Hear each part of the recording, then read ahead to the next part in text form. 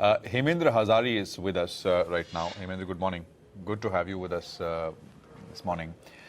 So I think a lot of debate, some very angry, some more pragmatic around bank NPAs, and it's kind of sort of put everything back in the spotlight because of Mr. Vijay Mallya and him sort of running away. What's your own perspective on this issue? We've discussed NPLs quite a number of times, but now it's becoming more about willful defaulters and what could have been done, what should be done. See, one is that the government allowed him to get away. Because if the government really wanted to keep him in this country, they could have easily prevented him from going. We saw that in various cases, whether it be, Mrs. Pillai, who the government stopped from leaving to go for a human rights environment conference. So it would have been, in my opinion, relatively easy for this government to prevent him from going. However, since they have allowed him to go, the lesson to be learned from this is, what about all the other willful defaulters?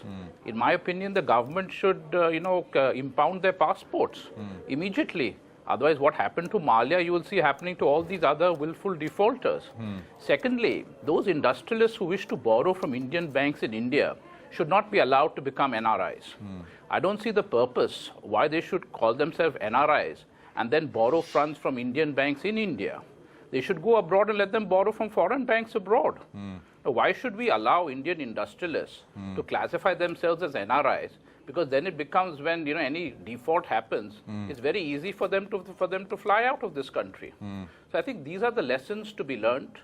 We must also allow the all the enforcement agencies that the Indian government has, namely the Enforcement Directorate, the Fraud Office, the Central Bureau of Investigations, to all start investigations into these willful defaulters and to try to trace the money. And then you can have all these agencies crack down on these defaulters. Because by FY17, according to the Reserve Bank of India, Indian banks' balance sheet should be cleaned up. So all this should start now. Unfortunately, I really don't see this enthusiasm for the other willful defaulters happening at all. By the way, the total amount owed by willful defaulters, by the way, defined as people who have the ability to pay but don't pay, right? Refuse to pay. The total amount owed is 28,462 crores. That's the total amount we're talking about as of now. Now, I'm not dismissing this by saying, well, it's a small amount. It is not. But in the overall scheme of things, in the bigger scheme of things, isn't it minuscule? No, it is. But action has to be taken. Once you've decided you have a category of willful defaulters who very clearly have either siphoned off the monies or they have used it for other means, they should be punished and penalized. Now, if you do not penalize them, then the lesson goes to all and sundry that you can borrow money from the banking system in India, siphon it off or divert it for some other purposes, and nothing will happen to you. So unless you do not crack down on such practices, it will become universal. And that is what's been happening in this whole credit boom that we've had in this when the economy was booming.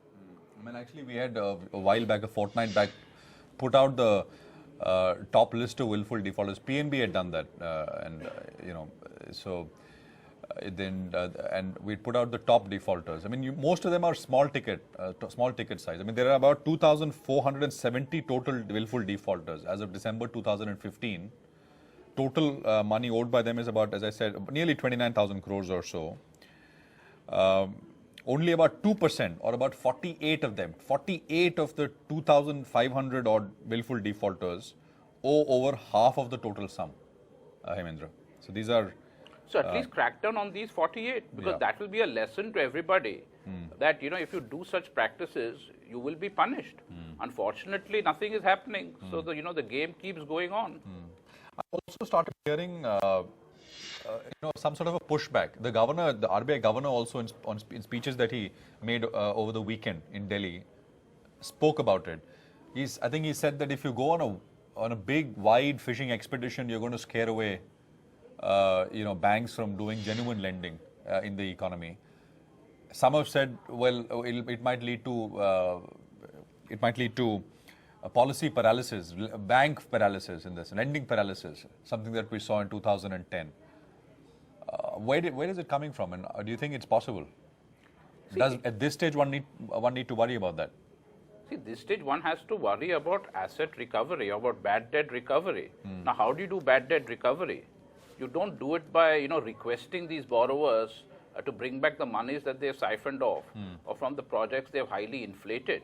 You have to use force. I mean, if you ask anyone politely and they still refuse to pay back, even though they have the means of paying back, then what else can you do? No, I'm talking about what happens otherwise. I mean, what happens as a result of this? Because it's an emotive issue as well, right? I mean, it is something which captures public imagination. It fires public imagination very much, as we've seen in the case of Mr. Vijay Mallya. No, it definitely does, and it will slow down the process. But if the system does not want to recover its money and use all the agencies which are available to the state for such recovery, then a lesson has to go out. So if you do not crack down at least on the few high-profile cases, how do you expect to enforce discipline in the banking system?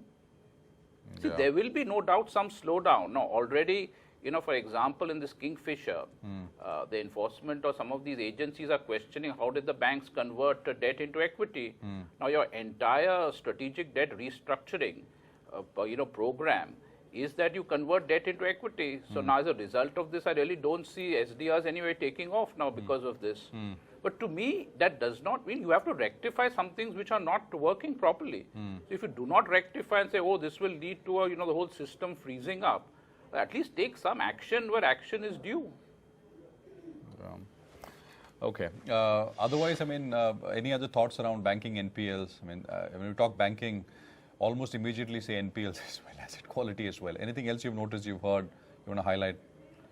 See, what we're going to see is, as I said, that situation is not going to improve for the next 2 to 3 years. Everyone talks now of FY17 earnings still growing by 15 to 17%. Earlier we used to be told that second half things would be better. But now what we are seeing is that there's great hope now in FY17, and this has always been the case even if you look at earlier years. Now what we are seeing in this budget is that both there is fiscal consolidation taking place as well as you're keeping interest rates very high. Now given the fact that WPI has been negative for many months, it shows that the industrialists and the industry does not have any pricing power. So they are not going to get any sales growth. On top of that, you're getting very high real interest rates for them. So you're going to see a further squeeze on manufacturing and on corporate earnings because of a very tight fiscal policy, which most analysts applaud, but actually it will show a very gradual and slow demise of the manufacturing and of corporate earnings. So when you're having a very tight fiscal and a very tight monetary policy, I do not see how recovery can happen. And you held that view for a long time, I mean, no real increase in spending essentially is what the government has delivered as part of this budget. But I think people are starting to recognize the fact that, do you think there is a disconnect between growth expectations that the government has and what is happening on the ground? Some like Ms. Ila Patnaik or Rajesh Shah, they've highlighted that as the biggest risk. The government believing that growth is extremely strong, so we don't need to actually stimulate growth. We don't need to do any pump priming. See, the exact what data do you go by and which data is more reliable? If you go by the Indian GDP data, then India is booming. Then you do not require any stimulus. If you go by the IIP data, if you go by the WPI data, if you go by corporate sales data or the NPL data, things are in very poor shape. So it all depends which data you find more reliable. According to me, I've always gone by the latter data because I find that to be more reliable. So in my view, the economy definitely needs a stimulus. It needs a stimulus both fiscally as well as a monetary stimulus. Unfortunately, because we've all sold ourselves to foreign flows, the moment you increase the fiscal deficit, it may result in capital going in an outflow. So the only way to have a meaningful stimulus is if you combine monetary and fiscal expansion with capital controls. But again, this is totally anathema to most economists and to most strategists. As we have discussed many times in the past. Okay, all right. So lower for longer, that's the mantra in terms of growth at least and general economic buoyancy, corporate earnings, etc. Although that doesn't prevent, Hemendra, as you were saying, at the beginning of each year, beginning of each financial year, starting with a sound, strong double-digit growth earnings growth expectation, and then lowering that down gradually, right? As we've seen for the last many years. If you ever plot a trend line of earnings expectation, it's always heading southwards. But again, it does not stop one from being bullish. Yeah. Not earnings expectations, actual earnings, right? Yeah, actual earnings. Actual but when you earnings. see it slowly, because when it starts filtering, then everyone starts downgrading. Yeah. Because everybody likes to be bullish, and anyone whose little sounds on the negative, it's very frowned upon by everybody. Yeah. It is not accuracy one is looking for. It is really on just being bullish. Yeah.